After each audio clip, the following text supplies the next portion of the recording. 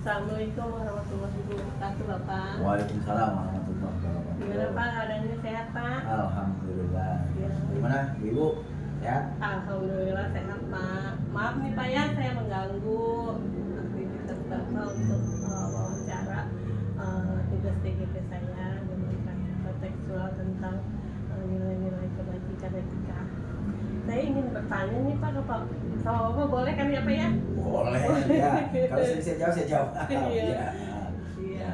Selama ini bagaimana Bapak mengidentifikasi kasus-kasus yang merupakan dilema etika di sekolah Bapak? Terima kasih Bu Ina ya. Iya. Jadi saya sebagai pimpinan bagian di Sekolah Baru 3 pasti yang namanya kasus atau dilema etika terutama gitu ya, yang mungkin Bu Ina pelajari di modul berapa? 3.1. Oh, 3.1 itu ya pasti ada ya. Bukan hanya untuk kasus di sekolah, tapi di kita program pembelajaran pasti ada, baik itu pembelajaran maupun program kegiatan sekolah. Nah, bagaimana cara kita menyikapinya? Ya pasti kita harus tetap bijaksana ya sebagai pimpinan. Demikian juga guru ya, ketika menghadapi dilema etika juga bijaksana. Satu ya, harus dari sumber data yang betul, yang valid, artinya jangan sampai mengambil keputusan sebelah pihak ya. Jadi validasi data, kemudian di cross check, diminta pendapat atau beberapa teman memang yang terlibat langsung, ya kan, yang bisa melihat langsung, bisa kita minta informasinya, ya kita minta informasinya. Artinya jangan sampai nanti kita mengambil keputusan merugikan orang lain gitu kan. Berarti valid gitu ya Pak? Iya, validasi data, proses tadi itu perlu kita sebagai guru, tadi saya sebagai pimpinan yang membawa misalkan 20 guru dan 350 anak, pasti dengan orang tua yang bermacam-macam, dengan dewan guru yang karakter yang beda-beda kan, pasti kan itu perlu juga kita pahami gitu kan. Yang kedua nih Pak, bagaimana Bapak menjalankan pengambilan keputusannya terhadap kasus-kasus yang mengandung nilai kebajikan? Jadi gini ya, tadi di awal saya katakan bahwa transparansi data perlu kita perlu sikapi dengan baik ya kan, kemudian validasi data kita perlu sikapi dengan baik, kemudian cross check juga. Nah, bagaimana nilai-nilai kebajikan itu kita bisa terapkan sebenarnya nilai kebajikannya, nilai kebajikan. Bagaimana kita bisa mengambil keputusan dengan landasan tadi 9 kebajikan tadi, ya kan? Jangan sampai tadi saya katakan, jangan sampai tadi kita mengambil keputusan merugikan sebelah pihak. Jadi langkah-langkah itu, bagaimana kita mengambil keputusan dengan 9 langkah-langkah itu kita harus jalankan, gitu kan? Ya. Iya. Berarti kan Bapak mengambil keputusannya juga termasuk langkah-langkah yang Bapak lakukan selama ini di ET 413 gitu ya Pak? Iya. Berarti seperti itu ya Pak yang langkah-langkahnya. Terus yang selanjutnya hal-hal apa aja Pak yang selama ini Bapak anggap efektif dalam pengambilan keputusan dalam menghadapi kasus-kasus etika itu? Ya. Jadi tadi saya katakan di awal bahwa dilema etika selama kita sebagai manusia pasti ada, selama manusia hidup pasti ada dilema itu. Ya, bagaimana kita bisa mengambil keputusan? Tadi kan kalau kita lihat dari dimensi dilema etika kan ada dua hal yang bertentangan kan. Bertentangan sisanya ada punya keterkaitan gitu kan ya. Tapi misalkan kebenaran dengan keadilan, jangka panjang dengan jangka pendek gitu kan ya. Nah, itu hal seperti itu kan jadi pertimbangan kita gitu kan. Nah, itu yang membuat kita, apakah ini pasal kita seperti ini apakah baik, tapi untuk kedepannya tadi gimana. Itu kan contoh misalkan di etika yang kita ambil yang paradigma yang 4, yang jangka pendek dan jangka panjang kan begitu kan. Kalau contoh kita kasih seperti ini ya. Misalnya ada anak memang yang kita anggap tidak mampu ya, tidak mampu untuk mengerjakan sesuatu, tapi kita kasih nilai bagus gitu kan ya. Buat apa itu? Tujuannya jangka pendeknya apa nih? Biar senang orang tuanya kan gitu kan ya. Tapi jangka panjangnya kan merugikan dia kan. Ini anak jadi santai, kalau tuh juga terlena. Oh, anak saya gue berarti begini lebih bagus aja kok. Ini 9, 10 gitu. Benar itu Pak. Tadi jangka pendeknya benar buat mereka senang tuh orang tua. Tapi jangka panjangnya nanti ke depan, ya kan? hal itu akan terus bisa baca. Kenapa? Mereka tertolong dengan itu, ya kan? Terus lagi dan lagi misalkan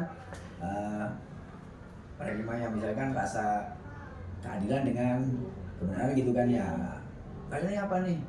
Oh bener nih, anak tugas piketnya kita kita bagi seperti ini, ya kan? Oh mereka nih yang ini yang merasa cewek tugasnya nyapu aja gitu kan, atau ngapain aja gitu, atau yang tidak berat-berat, yang laki-laki agak berat. Nah itu benar adil. Tapi kebenarannya enggak kan? Yang namanya ada jadwal piket. Nah jadwal piket kan bukan hanya mengatur ketua kelompok piketnya. Nah diatur gimana supaya itu bisa bekerja dengan baik semuanya. Jadi dua hal seperti itu yang saling bertentangan, tapi juga bagaimana kita cara menyikapinya untuk kita melalui keputusan supaya tadi efektif, tidak merugikan orang lain, dan semua juga bisa berjalan dengan lancar. Terus hal-hal apa aja Pak yang selama ini merupakan tantangan Bapak dalam menghadapi keputusan dalam kasus dilema itu? Tantangannya. Jadi kita ketika mau ambil keputusan dalam diri kita, pasti tantangan itu pasti ada ya, baik itu dari internal maupun eksternal. Nah, internal itu apa? Berarti semua warga sekolah kan. Internal itu pasti ada komponen yang ada di lingkungan warga sekolah. Siapa itu warga sekolah? Satu ya pasti kan guru, ya kan, siswa, tenaga, kemudian pegawai-pegawai yang ada di lingkungan itu tiga. Nah, eksternalnya apa? Ya tadi, eksternalnya dari luar, misalkan ya murid, ya kan, kemudian sekarang kan lebih kan saya sebut dengan namanya orang yang LSM apa namanya gitu ya. Berarti kan tantangan juga. Nah, kita juga menyikapi itu pasti ada. Nah, terus yang untuk dari dalam dari tantangannya, biasa kan setelah kita kasih informasi, setelah kita pasti ada aja yang tidak menerima, ada juga yang memang menerimanya nggak secara maksimal. Kemudian tadi kan saya bilang kan setiap orang itu sifat dan karakternya beda-beda gitu kan. Nah, kemudian yang dari luar, yang nggak semua yang lihat orang senang gitu kan. Jadi yang nggak, walaupun kita bagus, kadang-kadang juga orang ada yang berasa nggak senang, ya tetap aja nggak senang gitu kan. Nah, hal seperti itu jadi tantangan kita ke depannya. Tapi bagaimana kita menyikapi tantangan itu? Kita di keterbukaan gitu. Ini keterbukaan, ya kan, transparansi. Ya tunjukkan dengan program-program sekolah kita yang bagus, yang baik gitu kan. Nah mudah-mudahan tantangan-tantangan dari internal, eksternal dengan aksi nyata, bukti nyata bahwa program kita memang jalan, ya mereka akan ternyata benar. Jadi hal seperti ini memang bukan hanya sekedar hanya program, tapi aksi nyatanya, program nyatanya memang ada. Ya harus terlaksana gitu ya. Iya. Selanjutnya nih Pak, pertanyaan selanjutnya, apakah Bapak membuat jadwal atau menyelesaikan di tempat secara langsung, atau prosedurnya seperti apa gitu? Kalau jadwal kita nggak terlalu ya, karena ini kan yang namanya dilema, namanya kasus, kita nggak tahu kapan terjadi gitu kan. Nanti jadwal pasti nggak ada. Tapi yang namanya ketika ada hal itu terjadi di sekolah, atau baik itu intern guru dengan guru, kemudian intern guru dengan wali murid dengan wali murid, siswa dengan siswa, ya secepatnya, memang harus secepatnya kita tindak lanjut ya. Ada jangan sampai berlarut. Artinya suatu kasus, suatu dilema ketika itu berlarut akan berkembang. Nah nanti prospeknya malah nggak bagus, jadi efeknya malah nggak bagus. Mungkin yang tadi jadi satu jadi dua, itu jadi tiga, dan seterusnya. Nah, berkembang. Nah jadi efeknya kurang bagus lah ya. Nah, sebaiknya memang ketika memang ada kasus, ada dilema tadi, ya setelah kita tindakan. Nah, tapi bukan berarti kita mengambil tindakan secepat mungkin, kemudian kita terburu-buru, tergesa-gesa tanpa tadi dalam mengambil keputusan kita harus konfirmasi data, kemudian keterbukaan, kemudian kita cross check, kemudian kita melibatkan orang-orang lain yang memang kita perlukan untuk minta keterangan, ya gitu. Jadi sekali lagi intinya memang gerak cepat yang diperlukan, tapi tidak yang saya merupakan tadi 9 menilai kebaikan ini agak kebanyakan untuk dalam mengambil keputusan itu. Terus selanjutnya Pak, apakah ada seseorang faktor-faktor apa yang mempermudah Bapak untuk mengambil keputusan dalam kasus tersebut? Faktor-faktornya? Faktornya ya, ya tadi kan saya sebutkan ya faktor-faktornya ya. Pasti ya Contohnya tadi ya, dari diri kita sendiri gitu ya, bagaimana kita menyelesaikan kasus itu. Tapi kalau misalnya faktor dalam diri kita, ibu juga, saya sebagai pimpinan juga, ketika memang gak ada keinginan untuk menyelesaikan masalah itu, ya susah. Jadi pertama dari kita, kemudian dari teman-teman kita, dari teman-teman sejawat, rekan-rekan sejawat ya. Kalau saya dari bawah, dari orang misalkan kalibuan dari rekan sejawat, bahkan tidak kita itu boleh tidak boleh kita abaikan juga dari siswa. Kalau memang itu kita perlukan ya untuk menyelesaikan masalah, artinya mereka mungkin yang berhadapan langsung dengan teman atau misalkan contoh kasus dengan teman, ya nggak apa-apa. Jadi kita jangan melihat bahwa satu permasalahan dapat diselesaikan dengan orang yang pintar, belum tentu, ya kan? Karena pintar itu belum tentu bisa menyelesaikan masalah. Kalau dia nggak bijaksana, kalau nggak bisa tadi, ya kan? Tentu aja tadi akhirnya bisa merugikan orang lain. Gitu. Jadi intinya tadi kita melibatkan orang lain, ya siapapun itu mengambil keputusan dengan bijak, dengan mengambil dari prinsip kebijakan, kebajikan dari kebajikan. Biasa ya Bapak ya, dalam mengambil keputusan di yang Bapak pimpin sekarang ini. Selanjutnya Pak, ini pertanyaan terakhir dari saya ya Pak ya. Dari semua hal-hal yang disampaikan sama Bapak, pembelajaran apa yang kira-kira dapat dipetik dari pengalaman dalam mengambil keputusan dilema etika itu? Ya, jadi pembelajaran apa yang bisa saya dapatkan ini juga buat ini juga di depannya mungkin jadi pembelajaran ke depan ya. Iya, pembelajaran ke depan ini buat kita semua lah artinya kan ya. Bagaimana kita membuat kita lebih dewasa, ya kan? Bagaimana kita bisa mengambil keputusan dengan bijaksana, ya, mengambil keputusan dengan arif, tidak merugikan satu belah pihak, tapi bagaimana kita ketika ambil keputusan, nah yang bermasalah, yang mengalami kasus tersebut, setelah keluar dari ruangan kita misalkan ya mereka bergandengan tangan, beriringan jalan dengan tersenyum. Itu hanya menyenangkan, menyejukkan buat hati kita ketika kita ada masalah, ada kasus, ya kan bisa diselesaikan. Ketika keluar mereka saling berpelukan, bergandengan tangan gitu, dan kita pun akan senang kelihatan gitu. Jadi sekali lagi, jadi pembelajarannya ini pertama membuat kita lebih dewasa dalam keputusan, dan kedua Bang, membuat kita juga lebih terbuka bahwa oh ternyata dalam kehidupan manusia ya kan ada hal yang kita tidak tahu ya. Ada dua hal yang saling benar sebenarnya, ini benar ya, tapi bagaimana kita ini bisa menyikapi sama-sama ini tidak dirugikan, ini tidak dirugikan, kan begitu kan ya. Tapi dilema, ya dilema, berkecamuk dalam kita ini, ya kan. Jadi sekali lagi tadi ya tanda pembelajarannya membuat kita lebih dewasa, lebih biasa dalam keputusan. Nah itu juga nanti buat Bina bagaimana ke depan, Bina sebagai pemimpin, sebagai kepala sekolah, mudah-mudahan amin ya. Namanya doain aja ya Pak. Kita juga bisa bijak dalam keputusan. Itu aja Bina. Terima kasih Bapak atas waktu luangnya untuk wawancara saya, untuk tugas saya di demonstrasi kontekstual etika 3.1 ini. Terima kasih ya Pak ya. Assalamualaikum warahmatullahi wabarakatuh. Waalaikumsalam warahmatullahi wabarakatuh.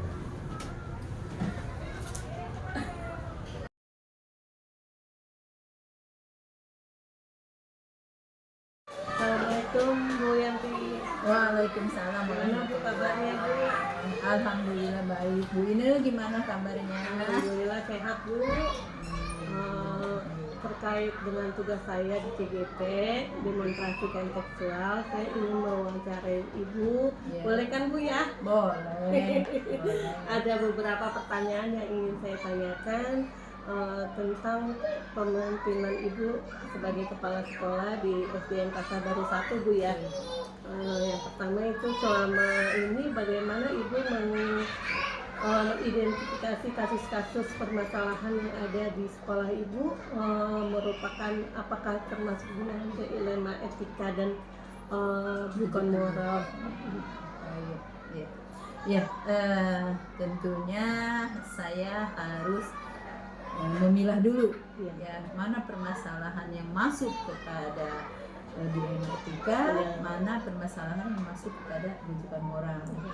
Tentunya yang terkait dengan dilema etika itu biasanya itu hal-hal yang benar, Iya. benar ya, walaupun itu bertentangan, Mm-mm. ya, bukan bertentangan tapi bersinggungan dengan pihak lain, ya.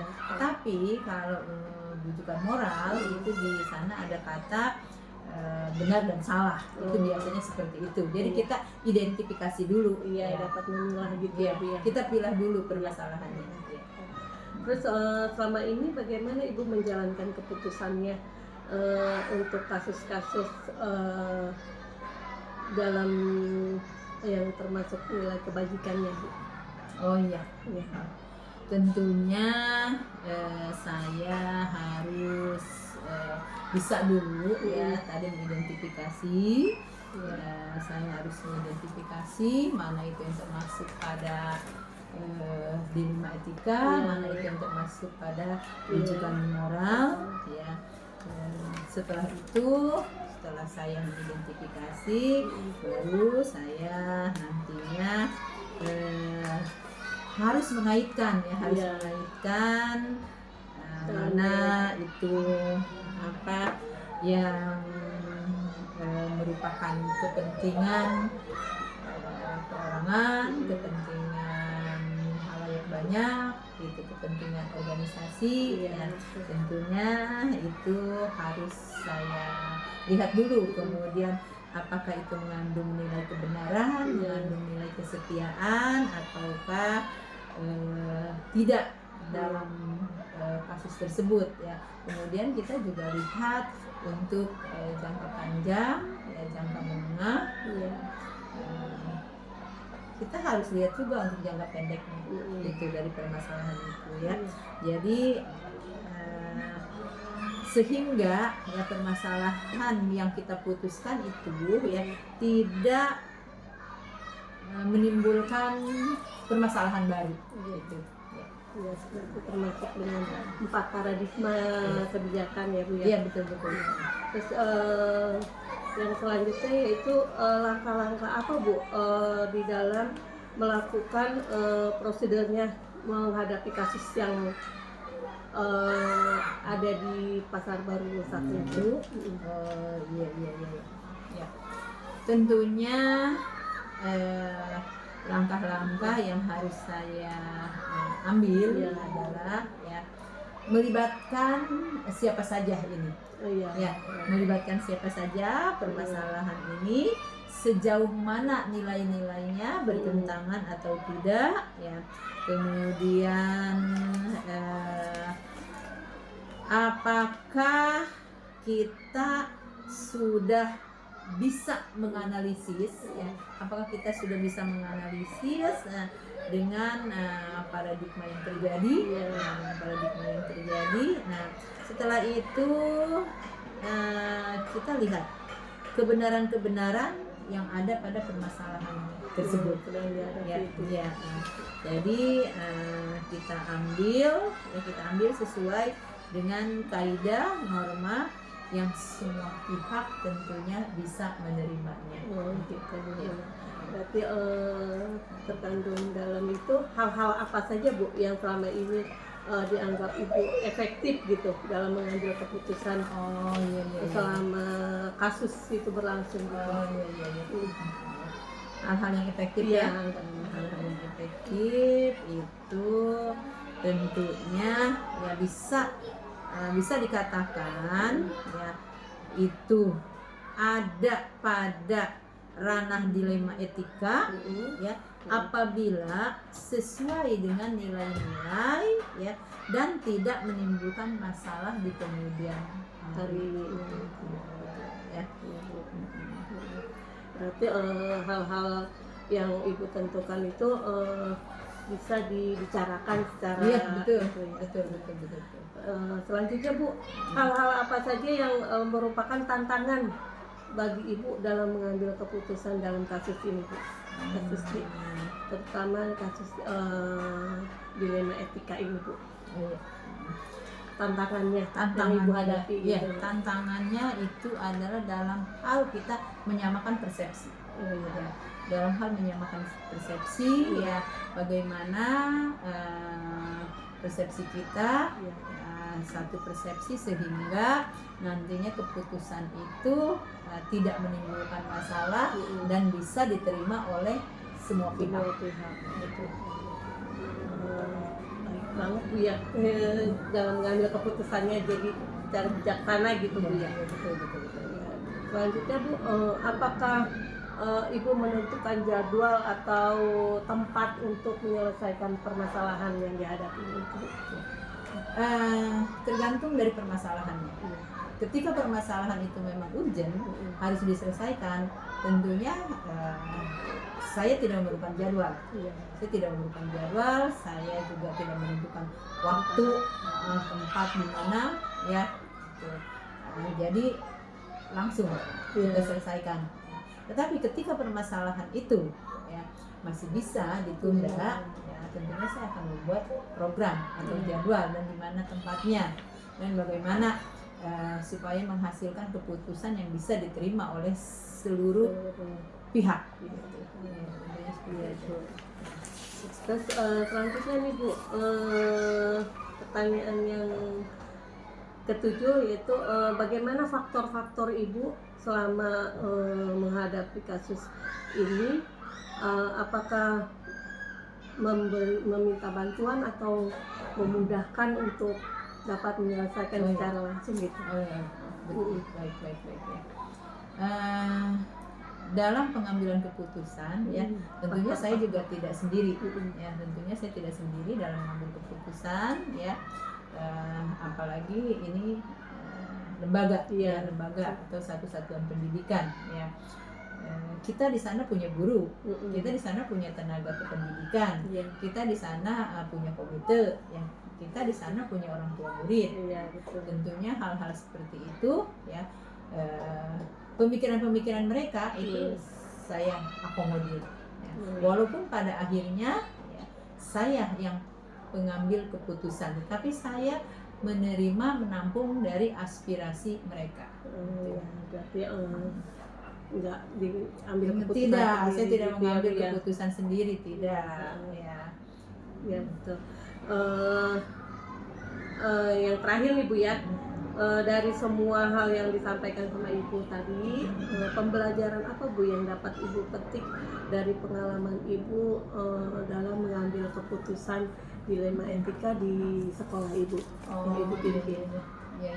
Dari hal-hal yang yang sudah dibicarakan, kemudian siapa saja yang faktor terlibat, apa ya aja, faktor apa saja ya, tentunya tergantung dari kita melihat situasi dan kondisinya ya, situasi dan kondisinya kadangkala memang kita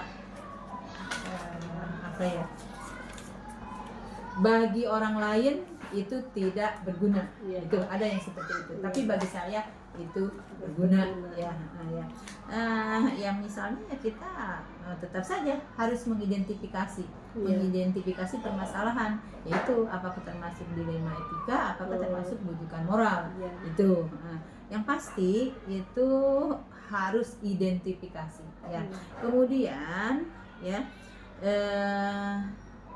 dengan apa tadi pertanyaannya? Dengan yang dapat Ibu petik, yang dari yang dapat saya petik ya dari kasus-kasus itu ya. Jadi sebagai pembelajaran intinya seperti ini. Ketika kita ada permasalahan tidak bisa diselesaikan sendiri ya, tetapi kita harus melibatkan orang lain dan ya aspirasi mereka ya, orang lain tersebut, apakah itu guru, apakah itu komite, apakah itu orang tua murid ya, belum tentu tidak benar ya.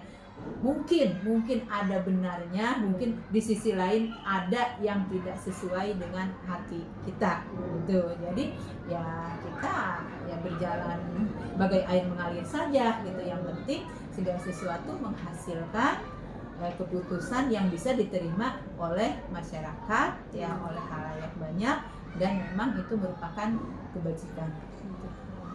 Berarti inti garis besarnya kita tidak bisa menyelesaikan permasalahan itu sendiri. Iya, ya, betul. Jadi, Ada tantangan yang harus kita hadapi. Iya.